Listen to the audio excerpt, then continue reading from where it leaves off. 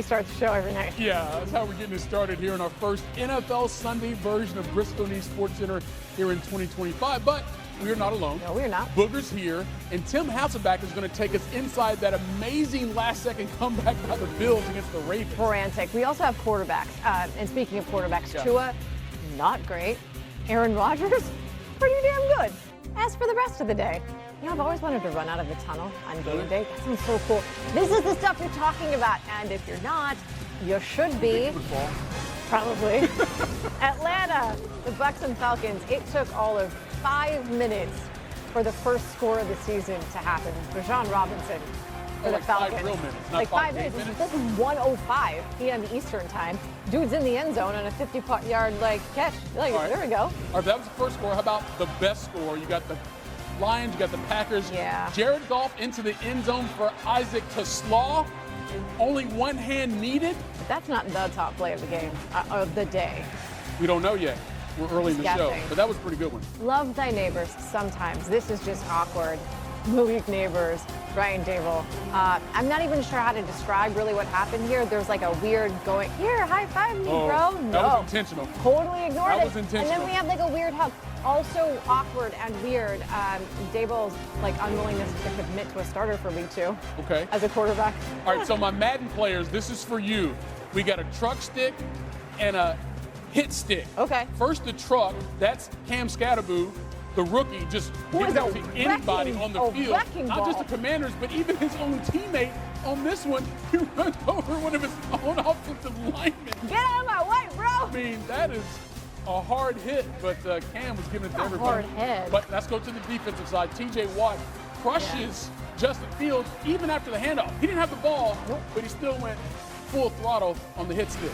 Zach Lunch, how about this? Micah Parsons didn't start the game for Green Bay. Did he need to, though? No, he didn't. He was on a pitch count, but there we go. End of the game, picking up his first sack as a member of the Green Bay Packers. It's working out well so far. Then there was this. Niners and Seahawks, Nick Bosa pushes the right tackle right into Sam Darnold. Down goes Sam, and that is how the Niners preserved the win in that one. It was 17-13. Not bad. All right, speaking of video games, how about best punch-out? Not quite the same, but Is that still just like hitting X a bunch of times? something like that. In football parlance, you punch out, you're getting a fumble. It was the Rams, it was the Texans. C.J. Stroud completes the pass to Dare Gumawale, but Nate Landman is there to punch it out, loose ball, turnover. I love that Cam Bynum has not changed. I mean, the team has changed, but Cam Bynum's celebrations remain a national treasure. We must protect him at all costs. Yes. More on that coming up. Tim's here now for the game of interest. Are we really making that a thing? The game of interest? It seems like it. I mean, it was an interesting game. I think the name could maybe be a We'll work in workshop progress. that. All right, let's see what happened. Bills, Ravens, of course, they met in the division round of the playoffs last year. Buffalo got that win. They are tied for the shortest odds to win the AFC at ESPN Bet. Yes, better than the Chiefs. There's Josh, MVP. There's Lamar, MVP. And Tim, right from the jump, the Ravens just ran through and all over the Bills. Yeah, maybe this guy is going to put his name in for MVP because Derrick Henry was running like he's about 10 years younger than he really is. 107th career rushing touchdown. That passes Jim Brown for 6 on the all-time list. And then speaking of running, Lamar, that's his 200th career touchdown. The Ravens were up 20-13 at the half. Early in the third quarter, Ravens at the Buffalo's 23. Jackson connects with Zay Flowers, and the flow will break you down into the end zone. They're up 2 scores, 27-13. A minute to go in the third. Lamar to DeAndre Hopkins for the touchdown, but afterwards, Tim, a fan-player interaction you simply don't want to see after that great catch. The great catch, but the fan interaction with the players you don't want to see, and then player interaction with the fan, obviously not great, and I'm sure New York will weigh in on this. So Lamar and D-Hop getting into it a little bit with the fan. Fourth quarter we go. It's 34-19. Josh got some space. His 66th career rushing touchdown. He passed Thurman Thomas for the most in Bills history. They failed the 2-point conversion. They're down 34-25. But Tim, this is what makes Lamar one of one, is it not? I mean, it's wild. I mean, you got 2 first-round draft picks, former first-round draft picks, defensive ends, got him basically inside his 15-yard line, and then he takes off and does that. So then you get a first down, fresh set of plays. Who do you give it to? You give it to Derrick Henry. Another long run for a touchdown, 18 carries, 169 yards, 2 TDs, but his impact would still be felt on this game. So next possession for the Bills, it's 4th and 2. They're at the Ravens 10. Josh is scrambling, throws towards the end zone, and this ball gets tipped and somehow into the hands of Keon Coleman. A career-high 8 catches for him, 112 yards, and that touchdown. Josh threw for 394, 251 of them in the fourth quarter. Ravens couldn't get it back, and then what happened here, Tim? But Derrick Henry just coughs it up. Was never really able to get the run going. Contacted behind the line of scrimmage, and the ball just squirts out. Huge play by the Bills defense to get the ball back deep in Ravens territory. So the very next play, Josh over the middle to Terrell Bernard. And then what happens, Jackson Halls, pardon me, and then Allen in for the touchdown. They're down 2, so they got to go for 2. Can't get it. So they are still down 2, 40-38, 2 minutes to go. Ravens with the ball. It's 3rd and 9. Lamar looking for Hopkins. Completion, but short, so they are forced to punt. 52 seconds remaining, Tim, and Allen was unfazed and unbothered by the moment. Unfazed, and this is a massive throw to Josh Palmer. Sets the corner angle high, and that is just a rocket to Palmer. So that was a big play, right? So what do you do next? Back to Coleman. He's inside the 10, so all they need is a field goal to win it, right? So what do? You take a couple knees, you bring on 41-year-old Matt Prater to win the game. 41-40. The first time in the history of the NFL a game has ever ended with a score of 41-40. What a comeback by Josh Allen and the Bills. It took everybody there. Just proud of our team for staying in it. No one on the sideline blinked. Down 15 points, whatever we were, with 5-6 minutes left. Staying with it. Fans leaving, the stadium. You got to play this game for 60 minutes, and that's a really good outfit that we just played. And God willing, we take care of business how we're supposed to, and how we think we will. It's probably a team we'll see again. So, they're a greatly coached team. Hats off to them for having a really good game plan. But we stuck in there, and I'm just proud of our guys. First of all, I got to take care of the ball. Told my teammates at the beginning, put the boss on me. I own it like a man. We emphasized taking care of the ball since we got back. It's a big emphasis, especially in our room at running back, taking care of the football, keeping it high and tight. Got like a days ago, and they made a play, but I put the boss on me. I take care of the ball, like it could be a different situation. But as far as offense, we just got to execute, and we didn't do as well, at the end. So we just got to look at the film and correct it. What do you have to say to Derrick after the night that he had, and also that crucial fumble? I told him, let that go, man. He done did enough for us. He scored 80 yards, 50 yards one time, popped another one. He was just going off, but things happen. Unfortunately, it just happened at the wrong time, but I'm not going to knock him for that.